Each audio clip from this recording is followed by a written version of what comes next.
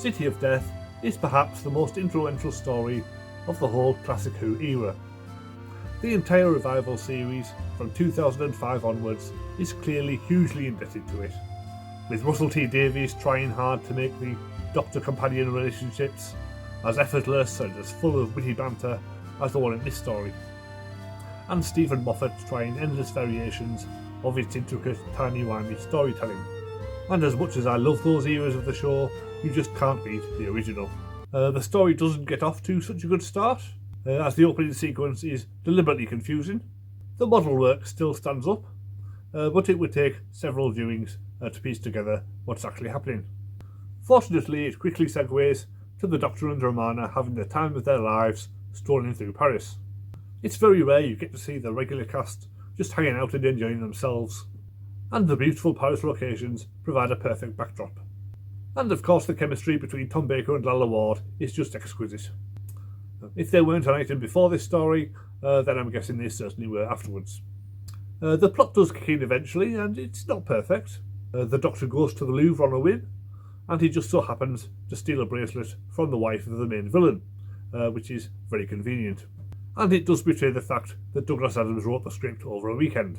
But all the coincidences and contrivances don't really matter, as you're swept away by the beautiful dialogue and excellent performances. The first scene of episode 2 in particular is an absolute masterclass. It's full of quotable lines. "You're a beautiful woman, probably. I say, what a wonderful butler, he's so violent. Oh dear, do you think he's as stupid as he seems? Nobody can be as stupid as he seems." It's possibly one of my favourite scenes in all of Doctor Who, right up there with Red Bicycle when you were 12. Apart from the dialogue, the structure of the story is also notable. There's the usual business of the Doctor and Romana getting captured and escaping multiple times, but what starts as a simple plot to steal the Mona Lisa gets more and more epic as the story goes on. Rather than spurious threats to the Doctor, the cliffhangers are all about unravelling another layer to the mystery, with Scarroth revealed as an alien at the end of episode 1, then as a time traveller at the end of episode 2, then the time machine turning deadly at the end of part 3. So it's not so much tune in next week to see if the Doctor will survive, it's tune in to see what on earth will happen next. And though there are only a small number of sets and characters, the story goes to 3 different time periods, so it feels on a much bigger scale than it really is. Though I'm not sure how the Doctor manages to fly the TARDIS so precisely when he's got the randomizer attached. Maybe this is how the Black Guardian eventually manages to track him down. Like Adams' later Dirk Gently novels, the intricate construction of the story only becomes apparent after multiple viewings, but that's never a chore. The guest cast are uniformly excellent as well. Julian Glover as Scarroth is one of the most impressive villains the show has ever had. He plays it absolutely straight and comes across as fiercely intelligent and more than a match for the Doctor. Catherine Schell as the Countess is the sort of character you don't usually get in Doctor Who. She's more like the bad guy's wife in a Bond movie, who sleeps with Bond but ends up dead. Obviously she doesn't sleep with the Doctor, but she still ends up dead. And even though she's on the wrong side, you can't help feeling for her. Tom Chadbourne as Duggan is also highly memorable, a cynical hard-boiled detective whose constant use of brute force soon becomes hilarious, knocking out bad guys left, right and centre and exiting rooms by jumping through the window.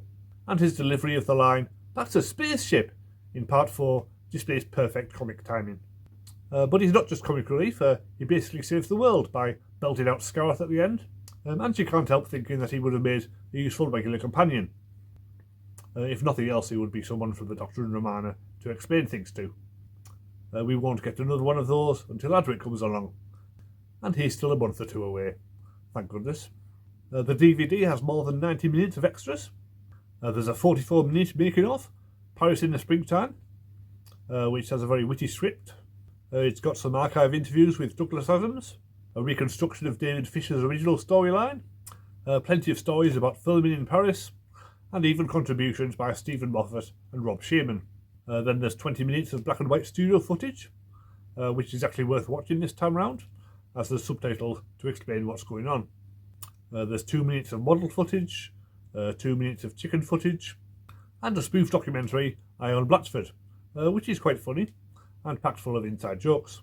On top of that, there are also a bunch of Easter eggs, with outtakes from the spoof, a short sketch with Tom Baker and John Cleese, a Hitchhiker's Guide style sketch about the Zagros spaceship, but the best bit is a 6-minute interview clip with Douglas Adams, where he tells a long story about going on an all-night bender in Paris with Ken Grieve, and it's absolutely hilarious.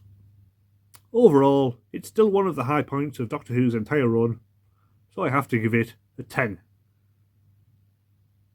Next week, The Creature from the Pit. Well, it might be fun. Subscribe to see that, or follow the link in the description to access the playlist, where you can browse through all the Doctor Who reviews I've done, or if you're watching in the future, all the ones I've yet to do. See you next time.